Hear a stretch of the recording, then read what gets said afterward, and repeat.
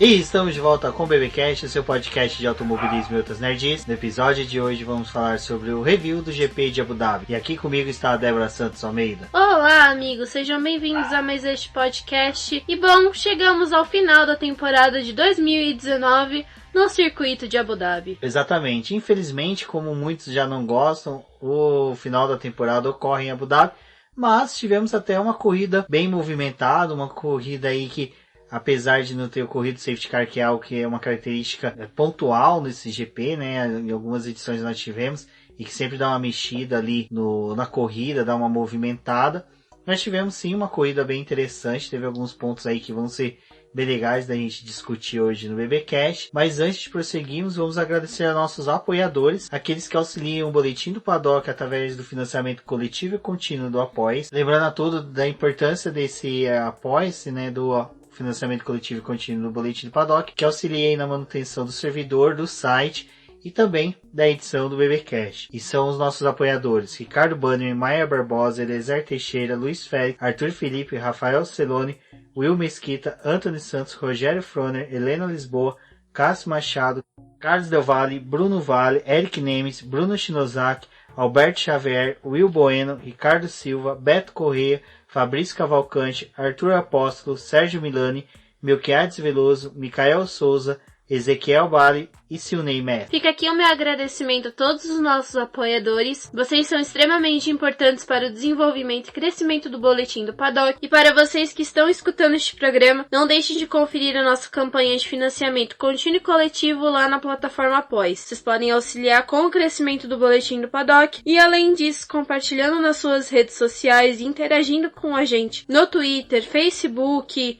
Instagram. Vocês também auxiliam nesse engajamento e no crescimento do boletim. Bom, Débora, o GP de Abu Dhabi já havia chegado com as decisões definidas, tanto para campeão de construtores como campeão de pilotos, mas a gente ainda tínhamos briga, né, do grid para definir quem seria, né, o primeiro piloto do pelotão final ali, que é sempre após as três grandes equipes, a Ferrari, Mercedes e Red Bull, que a disputa estava entre o Albon, que ainda é da Red Bull, mas ele ainda tinha consequências ali da pontuação não tão boa da época da Toro Rosso dele, o Gasly, que foi rebaixado, e o Carlos Sainz, que defendia essa posição aí como o melhor do resto do grid. Exatamente, tinha expectativa para essa corrida e principalmente para essa decisão, então era algo que era para ser observado durante essa prova. Além disso, tinha a definição do Max Verstappen e o Charles Leclerc pela disputa do terceiro lugar ali do campeonato de pilotos. Outros pilotos também disputavam posições entre si. Era o próprio Sérgio Pérez e o Lando Norris, que nós vamos ver durante a corrida aí. Também tivemos um pega deles. E também a gente tinha, né, a despedida aí de dois pilotos, Robert Kubica, que deixava a Williams essa segunda partida da Fórmula 1. A primeira não de uma forma tão positiva, e essa segunda passagem eu acho que fica uma questão aí para ser debatida, que o fato dele ter conseguido, né, superar as dificuldades dele, física, que mostrou aí que durante o ano ele, apesar do péssimo carro da Williams, ele foi aguerrido, tentou, buscou de todas as formas conduzir o carro. Eu acho que não só isso, né? Apesar de todas as dificuldades que ele tinha, a Williams tentou fazer o possível para que essa temporada dele começasse e terminasse com ele guiando o carro. Então, de certa forma, eles adaptaram o carro, fizeram tudo que era possível para que ele tivesse ali integrando o grid. Mas, né, a equipe mesmo não tinha desenvolvimento, o carro era muito ruim, então era difícil de buscar pontos. E o piloto que se deu bem ali na Williams em questão de largar mais vezes à frente, terminar mais provas à frente, foi o George Russell, mas no momento decisivo, onde a Williams conseguiu conquistar aquele ponto, veio pelo Robert Kubica. Exato, e o segundo piloto que se despedia, né, alguns dizem que não vão sentir faltas, outros dizem que sim. Eu particularmente, como eu sempre tento ver mais o posicionamento do piloto, da persona como um profissional ali, um piloto de Fórmula 1, eu vou sentir falta do Nico Hülkenberg. Eu sempre fui um fã dele, desde que ele foi campeão lá em 2009 na GP2, atualmente a Fórmula 2. Eu via ele com bons olhos, quando ele chegou na Williams, a mesma coisa, a passagem que ele teve pela Sauber, pela Force India, foram boas passagens que ele teve, mas só que infelizmente não conseguiu ir ao pódio, que era o que eu acho que muitas pessoas julgam seria o ponto máximo ali que um piloto com do nível dele, da categoria dele, poderia ter conseguido. Faltou um pouco de sorte em alguns momentos dele, e também eu acho que a questão do Hülkenberg também foi um pouco mesmo ligado à sorte, porque teve outros pilotos não tão bons depois dele, em equipes não tão boas, que mesmo assim conseguiram o pódio, e para ele faltou isso. Nesse curso aí do Hülkenberg dentro da Fórmula 1, nós tivemos o Grosjean conseguindo ir ao pódio com a Lotus, né, em um período em que a Lotus era uma draga e não conseguia imprimir um bom ritmo. Nós tivemos Lance Stroll no pódio, Sérgio Pérez inúmeras vezes foi no pódio, salvo engano, Kobayashi, Maldonado venceu corrida. Então, assim, é o que você falou, realmente ele não teve sorte, a sorte não esteve ao lado dele, mas infelizmente, né, ele não conseguiu aí uma vaga no grid para 2020, mostrando novamente que a sorte não esteve ao seu lado. Eu acho que a outra despedida que nós temos é da Toro Rosso, a equipe aí que configurou depois da saída da Minardi, né, que já era uma equipe querida. A Toro Rosso com o tempo foi se tornando querida. Eu acho que ela deixou de ser aquela equipe B da Red Bull e se tornou uma equipe que começou a cativar fãs, e agora ela está sendo substituída pela outra marca, né, da Toro Rosso, quer dizer, da Red Bull, do grupo Red Bull, e ela vai criar uma confusão entre os locutores na hora de falar Alfa, né, porque agora nós vamos ter duas Alfas dentro do grid. A Alfa Tauri e a Alfa Romeo, agora em 2020. Vai trazer um pouco de confusão. É aquela mesma coisa, né? História da Racing Point Force India, que tirou o sossego da gente por vários programas, porque até você alinhar é difícil. Eu lembro que quando a Sauber passou a ser Alfa Romeo, até lá no grupo do Boletim do Paddock, que aí até um conselho para vocês olharem lá a nossa campanha de financiamento coletivo e contínuo, até para vocês conseguirem entrar lá no grupo do Boletim e conversar com a gente, mas lá no final de 2018, no comecinho de 2019, eu até falei, nossa, além de você ter que trocar o Sauber por Alfa Romeo, às vezes tem que lembrar que você vai ter que escrever Alfa Romeo, porque é muito normal você só escrever Alfa, né? E até o Casola falou, mas não tem problema só falar Alfa. E agora tem problema só falar Alfa, porque vão ter duas equipes com o mesmo nome. Provavelmente eles devem seguir com a mesma linha, né? Os locutores aí e os comentaristas da Globo, de manter a utilizar, né, somente uma sigla, como era na STR e RBR. Eu vou continuar usando só sigla, porque a partir do momento que essas empresas não patrocinam a gente, eu não vou falar Toro Rosso e Red Bull, porque eles não patrocinam a gente, então daqui para frente será STR, RBR e vai, salvo engano, ATR, né? Que vai ser a sigla aí para AlphaTauri. Bom, agora vamos direto para Abu Dhabi falarmos dos treinos, né, Débora? Dos treinos livres que anteciparam aí o GP de Abu Dhabi, que finalizou a temporada 2019. Bom, lá no preview a gente tinha falado um pouquinho das características da pista de Abu Dhabi e ressaltamos que o asfalto de lá é extremamente liso e isso já causou um pouco de problema desde o primeiro treino livre, onde a curva 19 foi a curva onde o pessoal tava perdendo mais o carro, principalmente a traseira, e lá pelo final da sessão, só adiantando um pouquinho, teve a batida de Sebastian Vettel, ele rodou e bateu lá no muro de contenção e por isso a sessão foi encerrada mais cedo pela bandeira vermelha. Mas, além disso, nesse primeiro treino livre, teve o fato do motor do Ricardo abrindo o bico, saindo uma labareda depois daquela fumaça horrível. Infelizmente, o Pierre Gasly estava bem atrás do carro e tomou aquela lavada de óleo na cara, que montou a caviseira fechada. E ele teve que ir para os boxes para poder fazer a limpeza ali, né? Porque péssimo a condição que aconteceu aquilo. E logo depois a gente viu o Valtteri Bottas dando uma escapada na pista, porque também a pista foi lavada de óleo, né? E nesse primeiro treino livre a gente teve o Valtteri Bottas liderando, né? Mesmo com essa escapada, com 1 minuto 36 segundos, 157 centésimos. E o Valtteri Bottas aí que já estava nesse momento trabalhando no volante ali da Mercedes dele, convocando a Nicole para encontrar com o Lewis Hamilton mais tarde aqui na segunda-feira. Bom, enfim, né? Esse encontro a gente não sabe, mas pode ser uma tática aí do Bottas, né? Nova vida, separado, usando todas as cartas aí para poder seu grande vencedor de 2020. A gente ainda não tá no momento em que falamos do que a gente imagina para 2020, ainda vai ter um programa a respeito disso. Mas tivemos o TL2 lá na tarde de Abu Dhabi, e o segundo treino livre é o que vale mais ali para os testes, principalmente nessas corridas em que a prova mesmo ou acontece à noite ou no entardecer, como é em Abu Dhabi. O segundo treino livre é o mais próximo que eles têm do momento em que a classificação e a corrida vão ser realizadas, porque bate ali com o horário que essas sessões são feitas. Então, ali já as equipes focaram na simulação de corrida, testando os compostos para o final de semana e já estabelecendo as suas estratégias para que fosse visto o que ia acontecer ali na corrida. E já começou a aparecer os problemas pela questão da falta de temperatura para poder aquecer os pneus. Então proporcionou mais vezes pilotos rodando,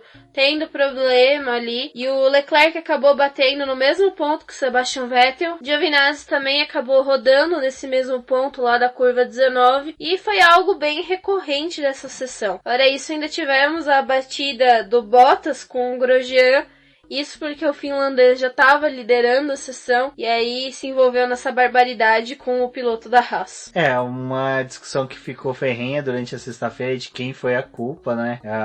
Todo mundo traçando quem ali provocou o acidente. Então, pra mim foi assim um erro, um equívoco dos dois. Acho que é por isso que não houve punição alguma a eles, porque simplesmente o Grosjean foi otimista demais ao virar o carro, e o Bottas ele foi muito precipitado, né, ao tentar ultrapassar o Grosjean. Então eu acho que realmente era uma sessão, né, de treino, não tinha necessidade disso. Não tinha necessidade da Haas estar mais ali, né? Simplesmente a equipe não tinha muito o que fazer, né? Então eu acho que a equipe, quando já não tá nos melhores dias dela, tem que mesmo tomar umas cautelas, que a gente vai ver que alguns pilotos não teve durante a corrida. Bom, e passando já para um sábado, né, para a realização do terceiro treino livre, foi aquela coisa, de novo, como não era no horário ideal da classificação, nem mesmo da corrida, esse treino foi meio que perdido, os carros demoraram para poder ir para a pista, os poucos que foram foi aquela típica volta de verificação, não faziam muita coisa na pista, e o treino mesmo começou a pegar fogo só nos últimos 20 minutos, onde as voltas, né, em simulação de classificação foram realizadas. E com isso, o Verstappen terminou na liderança com um 36.556, trazendo já um ar diferente ali, já que as duas primeiras sessões de treinos livres foram lideradas pelo Valtteri Bottas. Bom, e pouco depois, né, Débora, já foi realizado o treino classificatório, onde já que no Q1 a gente já começou a ver os carros da Alfa, né, tendo dificuldades ali por causa das questões do pneu. A Alfa Romeo, depois do final de semana, quando a corrida acabou, o Raikkonen e o Giovinazzi deram uma entrevista e falaram a respeito do que aconteceu durante o final de semana, e eles sentiram uma perda muito grande do GP do Brasil para Abu Dhabi. Isso foi com uma diferença de 2 semanas. Eles chegaram a ver que o carro estava 2 segundos mais lento que o que eles tinham detectado na pista. Tava bem sustentável a questão deles ali nas voltas, porque o pneu não tinha aquecimento, então, portanto, ele não conseguia a aderência, e os pilotos estavam tendo dificuldade para poder guiar o carro. E é uma coisa que eles vão tentar traçar agora nesses 2 dias de teste que restam, a terça e a quarta-feira, é utilizar os pneus da Pirelli do próximo ano já para poder começar a traçar estratégias em questão de desenvolvimento do carro e entender como esses pneus vão se comportar, e já conseguir alinhar isso para o projeto do carro do próximo ano, para poder melhorar o que precisa ser feito e já tentar arrumar uma forma de conseguir fazer com que esse carro gere mais temperatura nos pneus, tenha uma degradação menor e consiga aproveitar muito mais o circuito. E acho que essa foi a maior perda para eles, somente que é um time que estava já conseguindo há um tempo pelo menos ir para o Q2, dessa vez tomou uma lavada, né, e acabou ficando. Quase quem também fica com eles no Q1 foi o Sebastian Vettel, que rodou. Por sorte, ele acabou não batendo, né, mas já se foi em jogo de pneu ali que ele poderia ter necessitado pro final de semana. Pode ter sido aquele pneu que faltou lá na corrida, né? Principalmente que ele não tinha o macio pro final da corrida, ele fritou um macio, né, nessa rodada no Q1, então ele acabou recolhendo pros boxes e retornando depois com um novo jogo de pneus. Quem sabe esses não foram jogos que acabaram se perdendo. Já no Q2, o que ficou ali mesmo de caracterizado nesse Q2 foi a disputa entre o Pérez e o Norris, que voltavam, né, àquela questão da posição do campeonato, né? Eles já estavam disputando ali, já desse momento, quem largaria na frente e quem teria mais chances ali de pontuar e assim terminar um na frente do outro no campeonato. E além disso, né, pegar a vaga dos 10 carros que iam disputar o Q3. Então isso também era bem importante, essa disputa pela 10ª posição. E partindo lá pro Q3, no momento em que estavam definidos os 10 primeiros, já se sabia da punição do Valtteri Bottas, então ele ia largar da última posição, dependente do que ele fizesse nessa parte da classificação. Mas ainda assim, teve uma boa disputa pela pole. A gente pode colocar dessa forma, apesar do Lewis Hamilton já vir com um tempo muito bom. Ele teve o companheiro de equipe próximo dele ali e teve a briga da Red Bull com a Ferrari de novo, né? Pela disputa da 3ª posição. Fora isso, eu acho que o que vale falar um pouquinho é que as equipes demoram muito tempo para poder liberar os pilotos para a pista. Então, acaba gerando trânsito, às vezes o melhor resultado não vem. E ali eles já liberaram, né, nessa segunda saída os carros próximos, teoricamente. O Vettel tava tentando dar uma distância de quem vinha à frente dele, acho que de cerca de 4 segundos. E o Leclerc, que veio atrás, também tentou dar um pouco de distância para poder abrir a melhor volta. E aí teve a questão de que o Leclerc foi atrapalhado porque quando ele cruzou a linha de chegada, o cronômetro tinha acabado de zerar, então ele não pôde abrir a volta. Como, né, mais uma coisa para poder colocar ali na lista de final de ano da Ferrari, o que pedir para o Papai Noel, né, um pouco de paciência e companheiros de equipe que se entendam e menos torta de climão. E foi o que serviu para mais um mimimi do final de semana, né. Essa torta de climão aí da Ferrari vai ter muita uva passa no meio dela, mas esse e, lance né, do... Maçã na maionese. Não duvido muito do jeito que o Binotto é. O Binotto é daqueles cara que tem a cara que leva a cerveja quente pro churrasco, pega gelada na geladeira, a quente que ele levou é uma glacial e pega a Heineken do pessoal. Mas eu assisti o vídeo, assim, sinceramente, o Vettel já tava tomando distância de salvo engano, acho que é uma McLaren, não recordo o carro que tava à frente dele. Ele tentou manter uma distância. O Leclerc, ele dá uma segurada muito brusca. Então, assim, é aquela coisa. Os dois têm um pouco de erro também nessa questão. A Ferrari tem em liberar. Uma coisa que se perdeu de característica do Q3, que era legal que tinha nos últimos anos, era a disputa das voltas a voltas dos pilotos buscando fazer o melhor tempo da classificação. Hoje a gente não tem o melhor tempo da classificação. A gente tem o melhor tempo daquela última volta. Bom, antes não. Antes era disputa realmente para ver quem fazia o melhor tempo, quem conseguia ser o mais rápido. Era uma coisa muito mais aguerrida dos pilotos. Eu acho que até podia ser uma disputa muito melhor, porque já que o pneu que eles largam é o do Q2, e por que ficar escondendo o carro ali no Q3, né? E é algo que vai acabar agora também no próximo ano, né? Porque os pneus que é utilizado no Q2 não são os que o piloto vão largar, então eles não vão ter mais essa questão. Então possivelmente a gente pode ver algumas mudanças até nessas atitudes, mas é chato. Quem não se lembra da década de 90, que os pilotos ficavam aguardando ali até últimos segundos para dar aquela volta voadora, mas era porque era aquela volta mesmo, porque era a volta lançada, era uma volta por vez, cada piloto tinha direito a uma volta. Então essas características da pole eu acho que se perderam esse ano. Eu acho que a volta lançada é algo bem legal, que a Stock Car tem com os 6 melhores. Fica aquele clima de tensão porque você só tem a chance de defender a volta mais rápida e tentar ela uma única vez. Você não tem como ficar se matando ali na pista para poder conseguir ela. Então você tem que encaixar a volta perfeita, né? Não que dessa forma você também não tenha que buscar a melhor volta, mas ainda assim abre brecha, porque às vezes a primeira volta é tão boa que eles não conseguem melhorar nessa segunda saída e às vezes nem tentam, né, melhorar. Não, e principalmente em Abu Dhabi, em que a disputa da segunda colocação estava em quem conquistasse a terceira posição, porque a partir do momento que o Valtteri Bottas marcou a segunda melhor volta, ele ia ser punido. Então a gente ainda tinha essa questão ali da terceira colocação, que seria na realidade o segundo lugar que ele largar, né, ao lado do Lewis Hamilton. Então, com essa patifaria toda criada ali de segurar, liberar em determinado momento, fez com que o Leclerc perdesse a chance, né, de largar em segundo lugar e quem sabe ele ter já conseguido a liderança na largada. Bom, Débora, em Abu Dhabi já começamos com aquele espetáculo, né, que foi o show com os aviões. Esquadrilha da Fumaça formando. Esquadrilha da Fumaça, eu nem sei se é esse termo, o nome que é essa que eles recebem lá em Abu Dhabi. É a esquadrilha dos sheiks ricos do petróleo. Exato. Acho que ali eles ficam soltando algum tipo de farelo de ouro, farelo de dólar, verde é farelo de dólar. Enfim, e aí teve tudo aquilo ali, assim, tá um clima realmente de fim de festa, fim de feira, mas de qualquer forma, como a gente falou, havia disputa de colocação no campeonato. Lewis Hamilton é um piloto que ele sempre fala que ele gosta de terminar o campeonato ganhando, somente quando ele ganha o título, porque dá aquela sensação de que ele cumpriu com o dever dele. Eu acho que isso fica muito mais nítido depois do que ele perdeu o título lá em 2016, que ele terminou 2015 perdendo corridas. Então a gente tinha todo esse cenário aí que estava envolto a disputa entre... É que você lembra da vitória, da última vitória já no começo do ano, né? Quem foi a pessoa que venceu ali no final?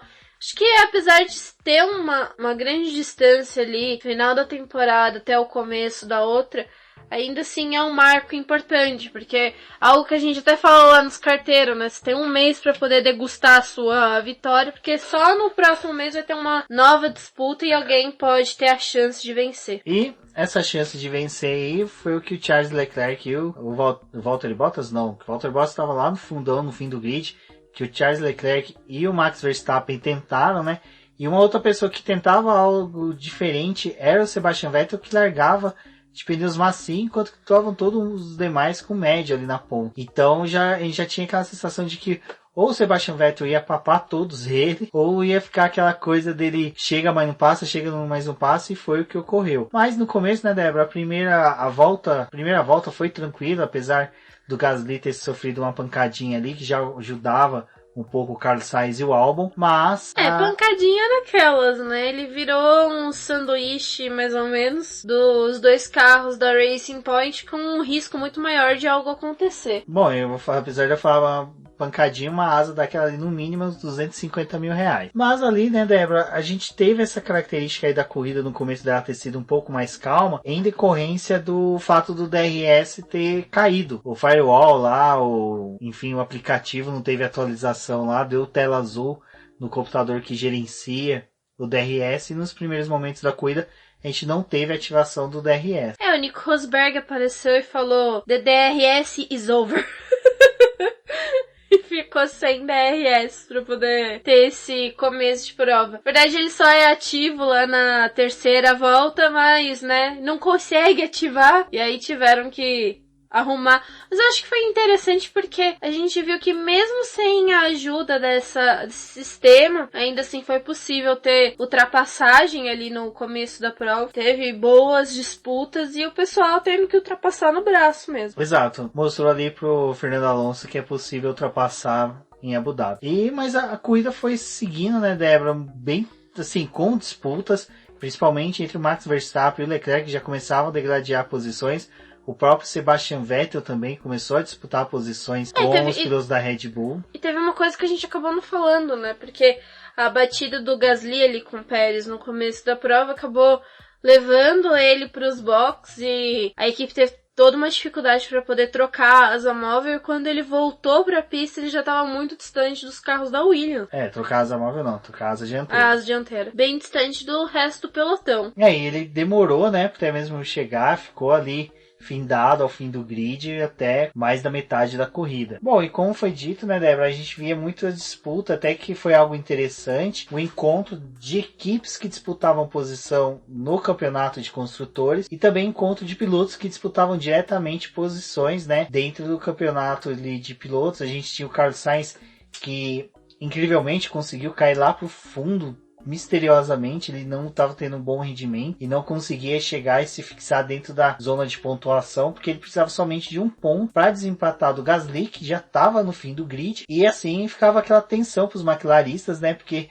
o Carlos Sainz parecia que não ia conseguir chegar nos pontos, enquanto que o Lando Norris estava pleno, tranquilo lá na zona de pontuação, conseguindo levar sua McLaren normalmente. Falando em disputa, também teve a do Albon com o Sebastian Vettel lá na penúltima volta. O Albon tinha ultrapassado o Vettel, então ele estava ali na frente. Depois o Vettel começou a fazer essa corrida de ir atrás do Albon para poder retomar a posição dele e acabar na frente do tailandês. Apesar dessas disputas terem sido bem constantes na pista, a gente teve um outro fator que auxiliou aí vamos colocar assim, na movimentação de pista, na realização aí de uma corrida até mesmo bacana, uma corrida que teve uma movimentação interessante, foi os pitstops, começando pelo pitstop desastroso que foi da Ferrari. A Ferrari tentando ser Mercedes, mas tá bem distante, principalmente questão de estrutura, não tem como comparar. Mas eles foram tentar fazer a manobra de um pitstop duplo, o que já parecia bem estranho, até porque os dois pilotos estavam com pneus completamente diferentes. O Leclerc não tinha necessidade de fazer a parada ali junto com o Vettel, porque o pneu dele era de uma goma mais dura, então ele poderia permanecer mais tempo na pista. Mas eles tentaram inovar ali e, a pistola não funcionou para poder tirar os pneus do Vettel. A do Leclerc foi ok, mas o Vettel, quando parou, teve problema para poder trocar as duas rodas, tanto a dianteira quanto a traseira. Então foi um desastre, e quando ele voltou na pista, foi completando o bosteiro que a Ferrari tinha feito, de ter colocado ele numa posição onde ele tinha tráfego na pista. Então, além dele já terem tirado o tempo dele ali, ele não ia ter como buscar melhorar isso na pista, porque ele tava no meio de um monte de carro. Exato, a gente teve toda essa questão aí, e tirando que depois até os pilotos, nas entrevistas deles, falaram que não culpavam o pitstop desastroso, porque o próprio Leclerc reconheceu que o pitstop não foi um dos melhores para ele. Enfim, os pilotos aparentavam já estar um pouco mais serenos quanto a essa questão aí da incapacidade da Ferrari de realizar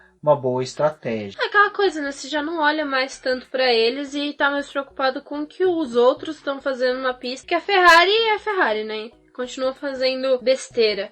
Eu acho que além desses problemas aí, na verdade a gente podia ressaltar um pouco o que foi ali no momento em que o DRS foi ativo na pista lá na volta 18, que o Bottas estava disputando ali com o Vettel, e aí quando teve o acionamento do DRS, as coisas começaram a andar melhor. Exato, começou a andar melhor, mas a gente teve umas consequências ali meio desastrosas, como foi a tentativa de ultrapassada do Giovinazzi sobre o Robert Kubica, mostrando que o Kubica, apesar da aposentadoria dele, estava com um pouco ali, como poderia dizer, não entregando fácil a posição, mesmo sabendo que era o mais lento da pista. Já tinha aquela coisa, né? A Alfa Romeo tava com problema dos pneus, então ela tava tentando se manter na pista, já sabiam que não iam ter uma boa corrida, e o Giovinazzi tinha acabado de fazer a parada dele nos boxes, e o Giovinazzi, com essa parada que ele tinha feito, ele foi ali mais pro final do grid, o Norris tinha parado junto com ele, também perdeu algumas posições, mas o problema foi o fato dele ter voltado ali perto dos carros da Williams, e o Kubica não deu espaço algum ali, os dois acabaram disputando, danificou o assoalho lá da Alfa Romeo, então foi outro desastre ali, e nesse momento acho que foi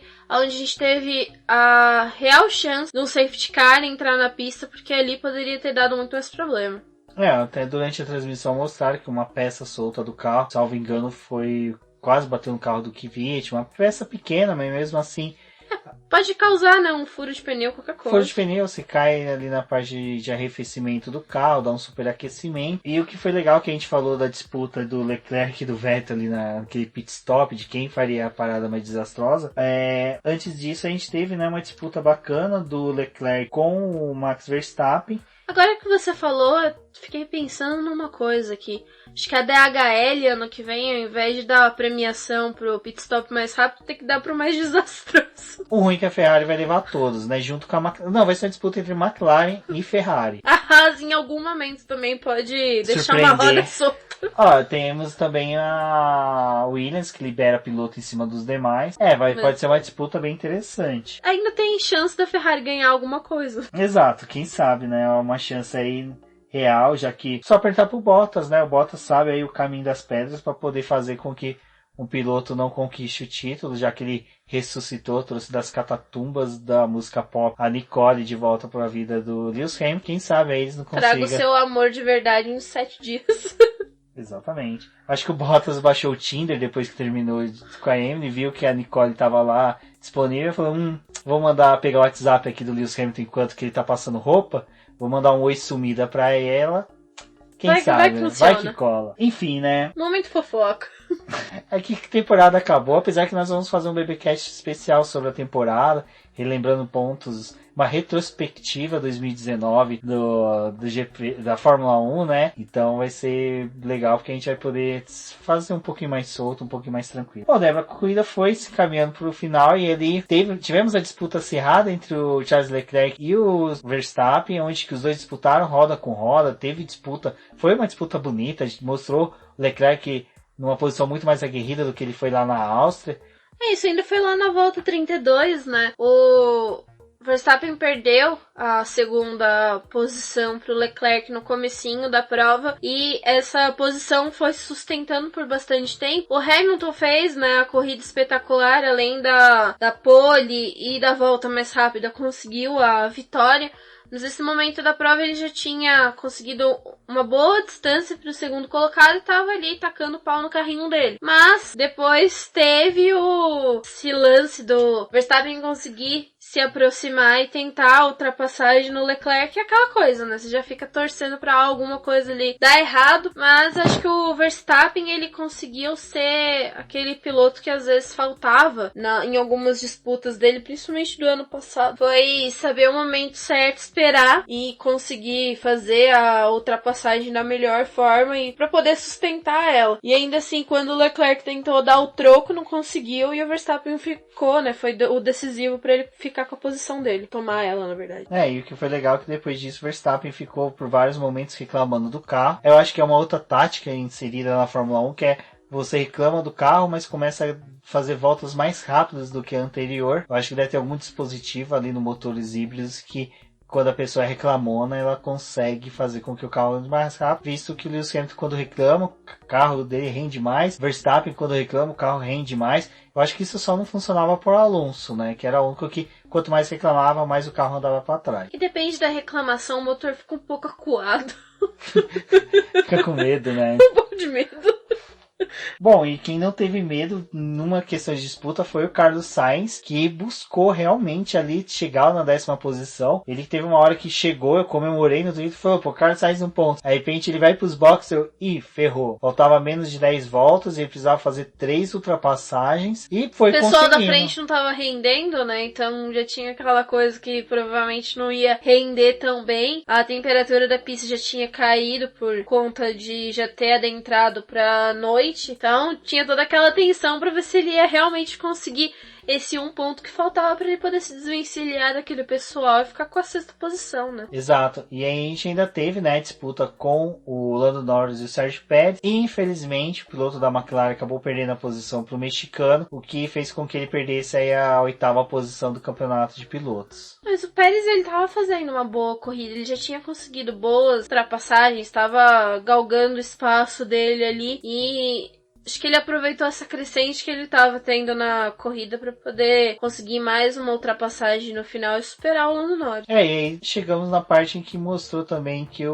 a Ferrari em si, ela tá tendo um pouco de medo do que são os pilotos dela. O Charles Leclerc, em conversa de rádio dele, ficou aparentado que ele faria mais um pit stop e ele seria feito um momento em que ele retornaria atrás do Sebastian Vettel, mas como ele estaria com o posto mais novo, ele faria ultrapassagem do Sebastian Vettel. Percebi que a Ferrari segurou o Leclerc um pouquinho mais na pista, o suficiente para o Sebastian Vettel se distanciar dele e ele fizesse o pit stop do Leclerc e voltasse à frente do Vettel para que não tivesse uma disputa entre os dois pilotos da Ferrari, para não ter um revival. Eles deixaram ter 20 segundos para conseguir fazer uma parada e o Vettel não chegar, não ter o que fazer, e eles acabaram deixando esse gap. Acho que foi até um pouco ousado e bobo ali da forma como eles fizeram isso, porque o Leclerc já tinha instalado o pneu duro, né? Então já tá, o pessoal, como não não ia fazer mais uma parada, era só questão de terminar a prova mesmo. E a Ferrari tentou colocar um composto mais macio ali pra poder dar um pouco mais de velocidade pra ele, mas eles não tinham mais o que fazer, né? Não, e eles correram o risco de acontecer um efeito cascata, que era Leclerc parar, Verstappen parar, Lewis Hamilton parar e os três começaram a disputar a volta mais rápida. Mas o que ficou mais incrível,